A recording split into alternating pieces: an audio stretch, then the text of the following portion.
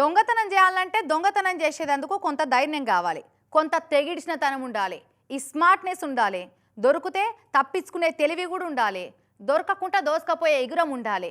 ఇసొంటి బేసిక్స్ లేకుంటే ఆ రంగంలో రాణించుడు కష్టమవుతుంది. ధైర్యే సాహసే లక్ష్మి అంటుంటారు కదా. దొంగలు ఈ మాటను చాలా స్ఫూర్తిగా తీసుకొని ఆ రంగంలో రాణిస్తుంటారు. ధైర్యం సాహసాలతో పాటు యాక్టింగ్ అసొంటివి వస్తే వాళ్ళకి అడిషనల్ క్వాలిఫికేషన్ కింద చాలా అడ్వాంటేజ్లు ఉంటాయి అన్నట్టు ఈ ఫీల్డ్లో.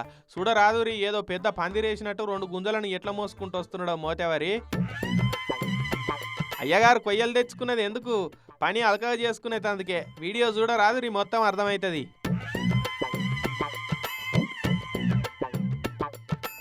చూసిరా, మహబూబాద్ పట్టణంలో ఉన్న శ్రీకాంత్ మెడికల్ షాప్ అటు ఇది. టైం అర్ధరాత్రి దాటింది. ఇక సుప్పనాథోడు పందిరి గుంజలు పట్టుకొని వచ్చిండు. దుకాణం ముంగడ కూసున్నాడు. మూతికి దస్తి కట్టిండు. కథం ఇక పండుకున్నట్టు యాక్టింగ్ చేసుకుంటా షట్టర్ తాళం బలగొట్టిండు. ఇకేమున్నది, షటర్ ఎత్తిండు, లోపలికి పోయిండు. కౌంటర్లో ఉన్న పైసలు చదువుకొని జేబులు వేసుకున్నాడు. ఆడికెళ్ళి గిల్లు అయిపోయాడు.